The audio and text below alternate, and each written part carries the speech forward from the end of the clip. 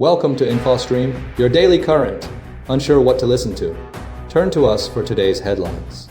Stay informed. Leaders meet in Beijing for strategic discussions. Devastating earthquake hits Afghanistan. IAGS accuses Israel of committing genocide in Gaza. Gold reaches record high due to economic concerns. Russia, China, and India strengthen ties. GPS interference disrupts EU chief's flight. Guyana's rise sparks geopolitical competition. Trump announces India tariff reduction. US considers further sanctions on Russia. Bolsonaro trial enters final phase. Chief Justice sacked in Ghana. Burkina Faso outlaws homosexual acts. Sudan claims wildlife. Indonesia faces protests over economic issues. September 11 attacks reviewed. Kim, Putin, and to gather in Beijing for strategic summit. A significant diplomatic gathering is underway in Beijing as North Korean leader Kim Jong-un, Russian President Vladimir Putin, and Chinese President Xi Jinping converge for a strategic summit. The primary focus of the meetings is to solidify and expand cooperation between the three nations, particularly amidst ongoing geopolitical tensions. Kim Jong-un arrived in Beijing aboard his signature armored green train, a mode of transport deeply symbolic of his dynasty and North Korea's isolation. The train, known for its slow speed and stringent security measures, has been a fixture of Kim's international travel, including a recent trip to Russia's Far East to meet with Putin. Putin's arrival in Beijing further underscores the deepening strategic alliance between Russia and China. The summit is expected to address a range of issues, including Russia's ongoing war in Ukraine, energy cooperation, and broader security concerns.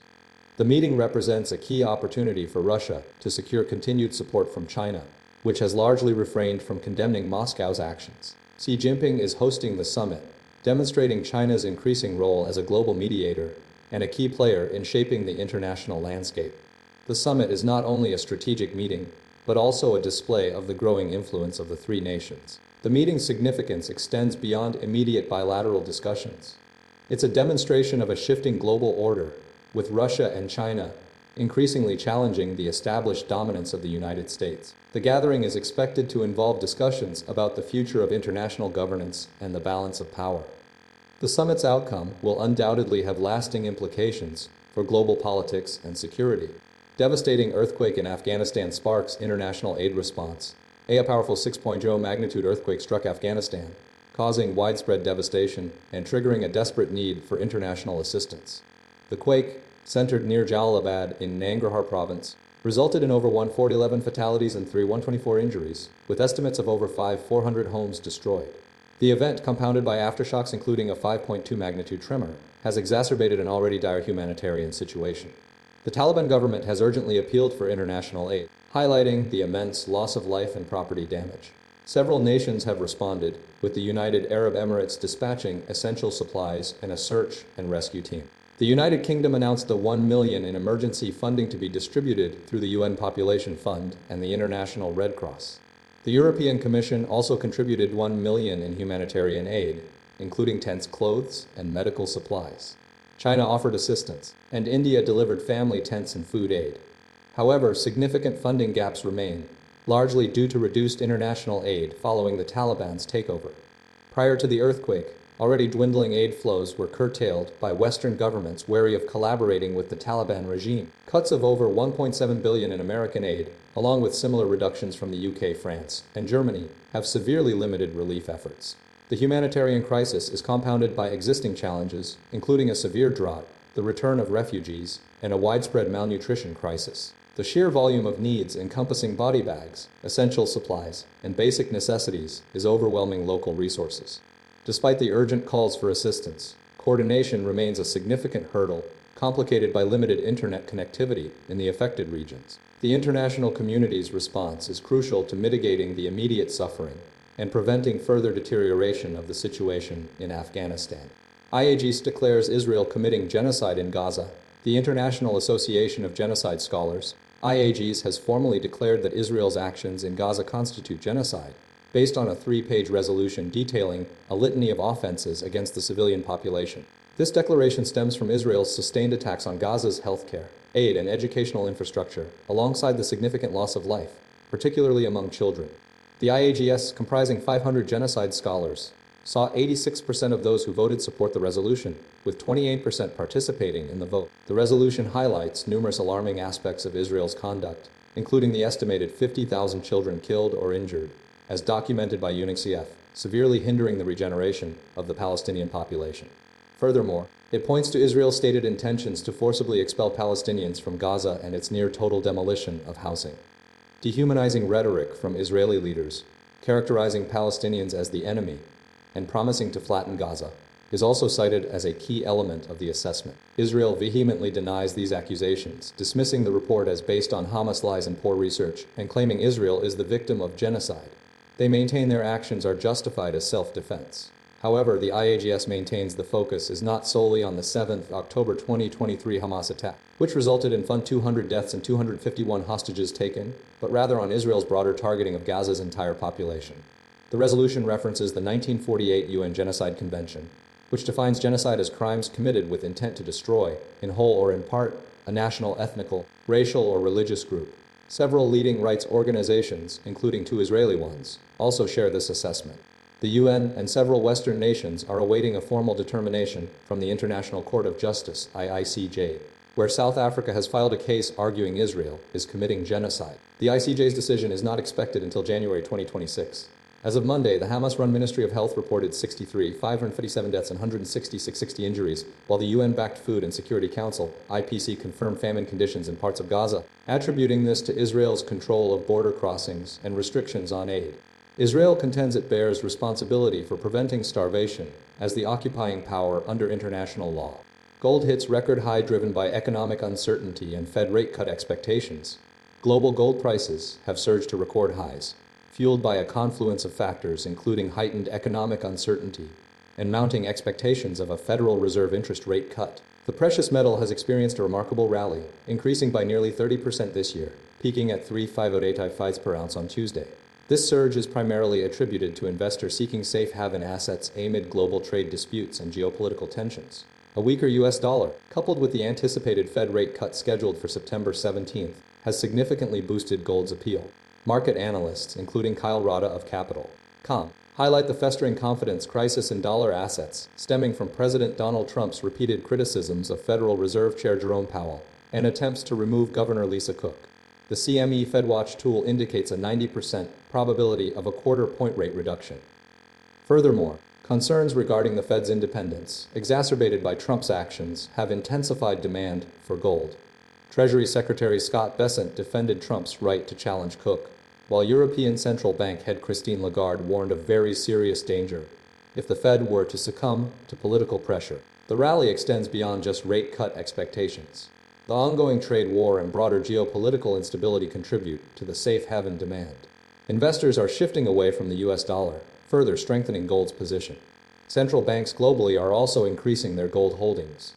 Looking ahead, analysts predict that gold could potentially reach $3,600 or even higher by year-end, contingent on continued Fed rate cuts and the lack of a resolution to the Russia-Ukraine conflict.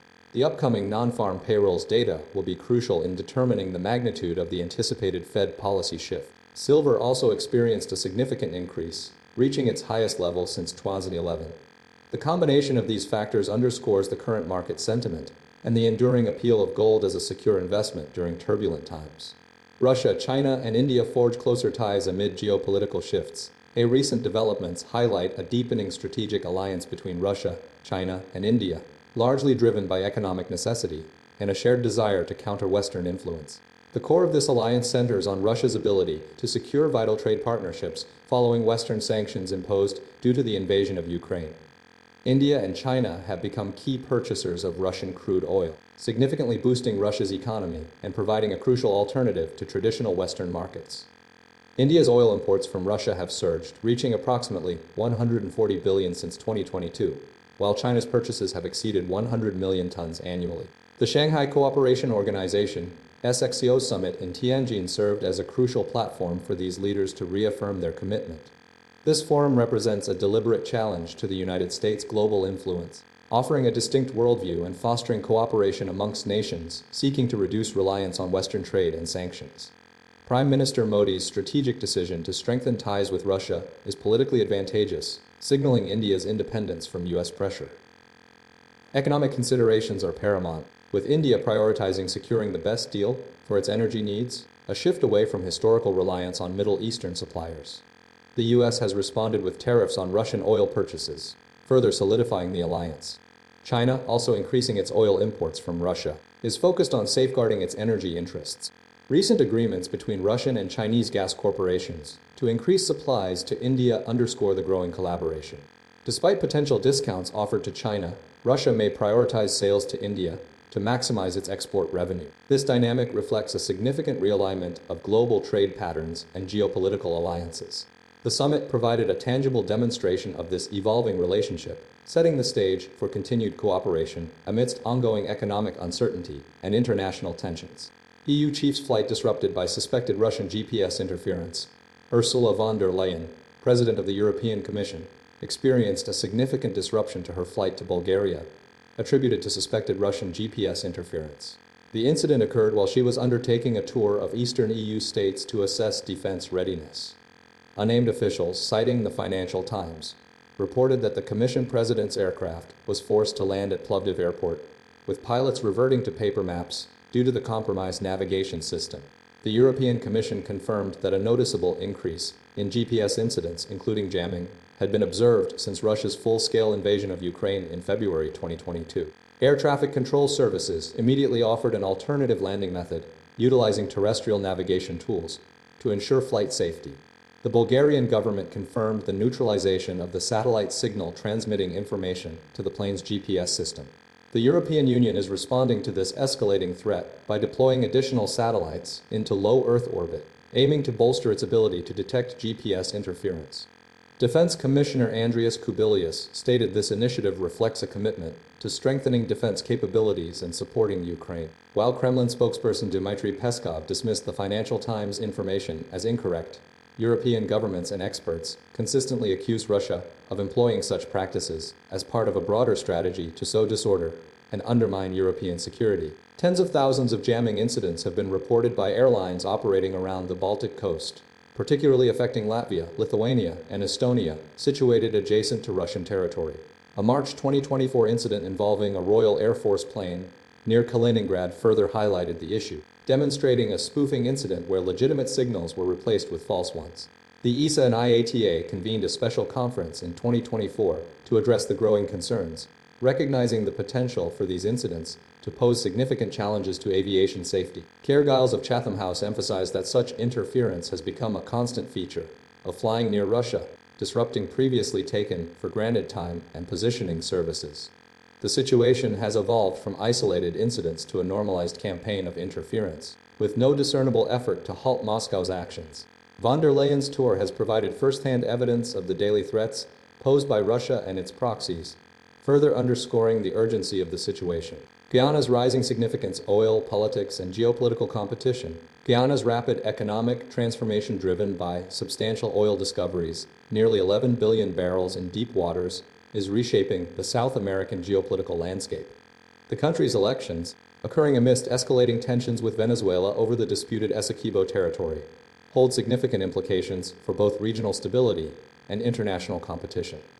Venezuela's claim, supported by a recent legislative declaration and a presentation to the International Court of Justice, poses an existential threat to Guyana, prompting a strengthening of alliances with countries like the United Kingdom and the United States. The nation's oil production, projected to surpass Iran's by 2027 and reaching approximately 2 million barrels daily by 2035, has attracted the attention of major global players, including the US and China. This surge in production has positioned Guyana at the center of a growing rivalry between these superpowers, impacting energy markets and strategic influence. The elections themselves are crucial, with Irfan Ali seeking re-election amidst concerns about potential polarization and interference, particularly given the U.S. Treasury Department's sanctions against Azzurdin Mohamed, a prominent contender.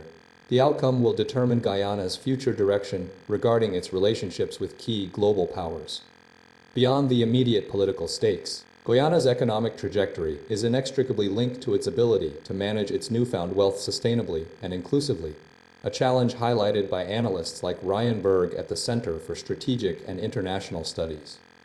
The country's infrastructure development, including the construction of the new Demerara River Bridge by Beijing, demonstrates the diverse investment landscape. Furthermore, Guyana's strategic location places it at the crossroads of geopolitical competition, with China seeking to establish a presence beyond oil and the United States leveraging Guyana's resources to maintain influence in its backyard. The country's ability to navigate these complex relationships will be pivotal in shaping its future and solidifying its position as a key player in the global energy market. The U.S. military deployments in Caribbean waters and intensified rhetoric regarding drug trafficking underscore the strategic importance of Guyana to the United States. Trump claims India offers tariff reduction amidst trade tensions. Recent developments highlight escalating trade tensions between the United States and India, fueled by U.S. tariffs imposed last week on Indian goods. These tariffs, amounting to 50%, were implemented in response to India's continued purchases of Russian oil, a move Washington views as indirectly supporting Russia's war in Ukraine. Donald Trump asserted that India has offered to reduce these tariffs to nothing, characterizing the current trade relationship as a totally one-sided disaster. The U.S. has long criticized India's reliance on Russian oil, arguing that it undermines American interests.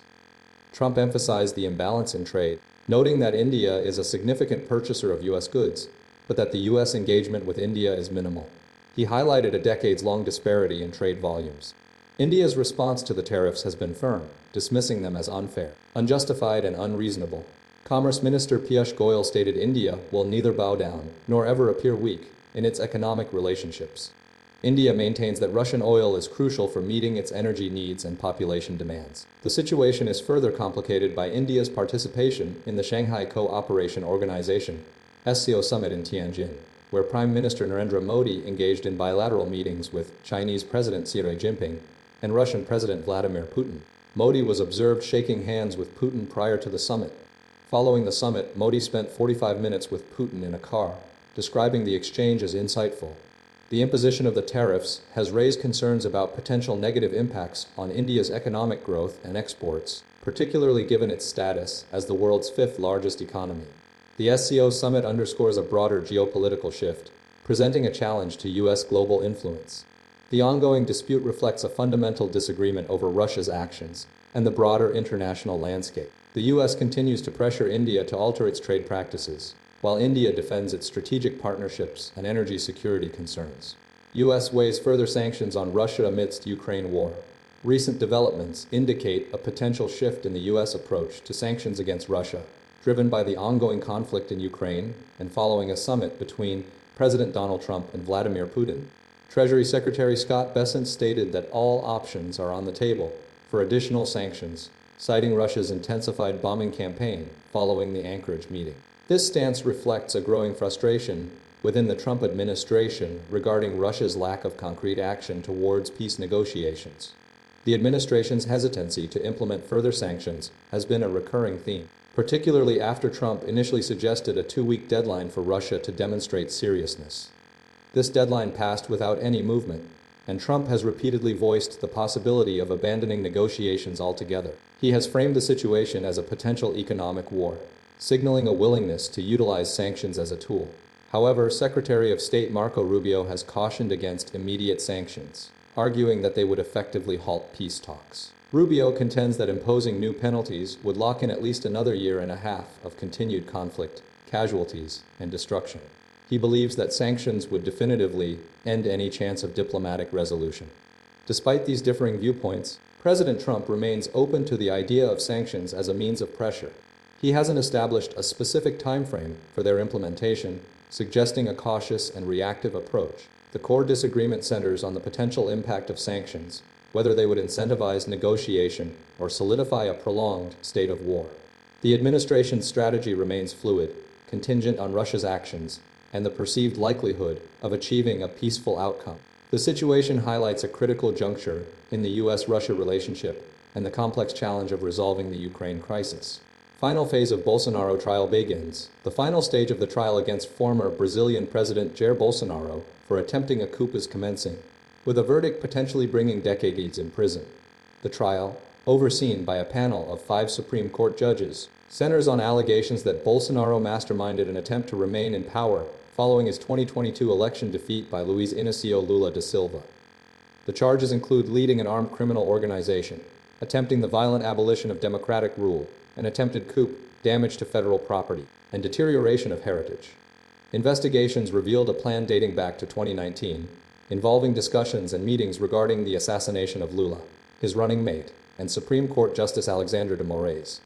Evidence includes a recorded dialogue and meetings at the presidential residence. Bolsonaro is also accused of convening a meeting with top military commanders in December 2022, presenting a coup plan and soliciting their support, though Navy Commander Almir Garnier Santos expressed support, subsequently denying the allegations. Bolsonaro's supporters were accused of encouraging attacks on military commanders via social media. Following the narrowly contested 2022 election, Bolsonaro continued to sow doubt about Brazil's electoral system and electronic voting machines, leading to widespread protests and roadblocks. On January 8, 2023, a mob of his supporters stormed and vandalized government buildings in Brasilia, including Congress, the Supreme Court, and the presidential palace. Bolsonaro is currently under house arrest, restricted from traveling and wearing an ankle tag due to concerns about potential flight or seeking asylum. Justice Cristiano Zanin, formerly Lula's lawyer and now chairman of the Supreme Court panel, will open proceedings. The Prosecutor General, Paulo Gonet, will then read out the charges. Mauro Cid, one of the 8 defendants, has secured a plea deal. The remaining defendants' lawyers will present their defenses. A majority vote of 3 out of the 5 judges is required for a guilty verdict, and each judge can recommend a sentence. If found guilty, Bolsonaro and his co-defendants can appeal to the full Supreme Court. The trial marks a significant moment in Brazil's democratic history, with potential long-lasting consequences for the country's political landscape. Ghana sacks Chief Justice amidst misconduct allegations. Ghana's Chief Justice, Gertrude Torkornoo, has been removed from office following a presidential inquiry that substantiated allegations of misuse of public funds and other breaches of conduct. President Mahama, acting on the recommendations of a panel, ordered her dismissal, effectively ending her tenure as both Chief Justice and a Supreme Court judge. The investigation, initiated by a petitioner, Daniel Ofori, involved a review of 10,000 pages of evidence from 13 witnesses, including Torkornoo herself, who presented 12 witnesses in her defense. The central allegations involved unlawful expenditure of public funds, specifically related to private trips to Tanzania and the United States undertaken with her spouse and daughter, who received allowances paid from public funds. Furthermore, she faced accusations of interfering in judicial appointments and abusing her authority in transferring a judiciary employee. This marks the first time a sitting Chief Justice in Ghana has been investigated and subsequently removed from office. Despite the findings, Torkornoo and her legal representatives have strongly contested the accusations, dismissing them as politically motivated. The opposition New Patriotic Party initially condemned her suspension as a political witch hunt. Multiple legal challenges to the removal process proved unsuccessful. Prior to this, Torkornoo had survived a removal request under the previous administration, which deemed the initial petition to have several deficiencies. Critics, including former Deputy Attorney General Alfred Tuayebo, expressed serious concerns that this action sets a dangerous precedent, potentially eroding judicial independence and allowing undue executive influence. William Nyarko, an executive director at the Africa Center for Law and Accountability, advocates for a review of Ghana's laws governing Chief Justice removal, highlighting the lack of specific definitions for stated misbehavior and the potential for manipulation. The situation underscores the importance of maintaining the independence of the judiciary, a cornerstone of Ghana's governance. The Chief Justice retains the right to challenge the removal in court, though the outcome is uncertain, and the controversy has sparked debate about the balance of power within the country's legal system. Burkina Faso outlaws homosexual acts amid regional crackdown. Burkina Faso's parliament has unanimously approved a law criminalizing homosexual acts, imposing prison sentences of up to 5 years and fines for offenders. Justice Minister Idaso Rodrigue Bayala announced the legislation, highlighting the potential penalties. This move represents a significant escalation in the country's stance against same-sex relationships and aligns with a growing trend of restrictive laws across the Sahel region. The unelected transitional parliament, led by military leader Capt. Ibrahim Traore, who seized power in 2022, passed the bill following the adoption of a draft amendment to the Family Code last year. The new law is part of a broader crackdown on LGBT relationships, mirroring actions taken by neighboring Mali, also under military rule, and other nations across Africa.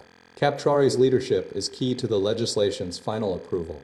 The country's socially conservative and predominantly religious demographics, with less than 10% identifying with no faith, contribute to this restrictive legal environment. The passage of this law has drawn considerable international criticism. Organizations like the World Bank previously suspended loan disbursements to Uganda due to its stringent anti-LGBT laws, although this ban has since been lifted.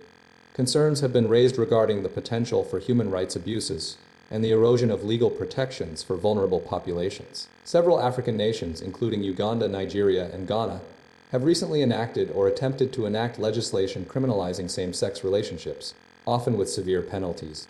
The international community continues to monitor the situation closely, emphasizing the importance of upholding human rights and promoting equality for all. The situation underscores the complex interplay of political transitions, religious influences, and global human rights concerns within the African continent. Sudan landslide disaster claims hundreds of lives. A devastating landslide in the remote Mara Mountains of western Sudan has resulted in at least 370 fatalities, according to the United Nations. The incident, triggered by days of heavy rainfall, occurred in the village of Tarsin, controlled by the Sudan Liberation Movement Army, SLMKA. Initial estimates from the SLMKA suggested a significantly higher death toll of up to 1,000, though this figure remains unconfirmed due to the challenging accessibility of the area. The landslide effectively leveled the village and left only one survivor. The SLMKA has issued a plea for humanitarian assistance, highlighting the difficulties in delivering aid due to the rugged terrain and ongoing rainy season. Transporting supplies via vehicles along bumpy roads is a slow and arduous process.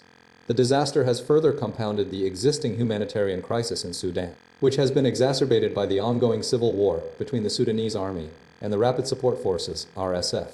Thousands of Darfuris have sought refuge in the Mara Mountains region, fleeing violence and displacement. The SLMKA maintains a neutral stance in the conflict, but has pledged to fight alongside the Sudanese military against the RSF. Regional and international organizations, including the African Union Commission, are calling for a ceasefire to facilitate the rapid delivery of emergency aid. The situation is described as a humanitarian tragedy, with estimates of the overall death toll from the civil war reaching up to 150,000 since April 2023. Approximately 12 million people have been displaced from their homes. Concerns are growing about the potential for genocide in Darfur, fueled by accusations that RSF and allied militias are attempting to transform the region into an Arab-dominated area. The UN and other actors are urging warring parties to prioritize the immediate needs of the affected population and ensure safe access for humanitarian assistance. The delivery of aid is considered critical given the scale of the disaster and the ongoing conflict. Indonesia protests intensify amidst economic discontent and government response. Recent anti-government demonstrations across Indonesia, fueled by rising cost of living expenses and public frustration with political elites, have escalated into widespread violence, including building torchings and looting. The initial spark ignited by the exorbitant allowances and housing benefits afforded to national parliamentarians upwards of 100 million rupiah monthly resonated deeply with ordinary Indonesians struggling under a cost of living crisis. Following the death of 21-year-old delivery driver Afan Kurniawan, after police ran him over, the unrest spread rapidly, encompassing issues of police brutality, corruption, and systemic inequality.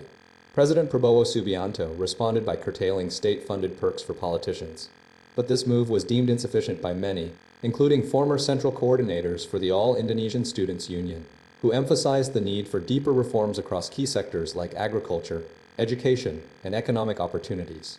Simultaneously, Prabowo ordered a heightened crackdown on rioters, looters, and arsonists, leading to further violence, including the burning of a regional legislative council building in Makassar.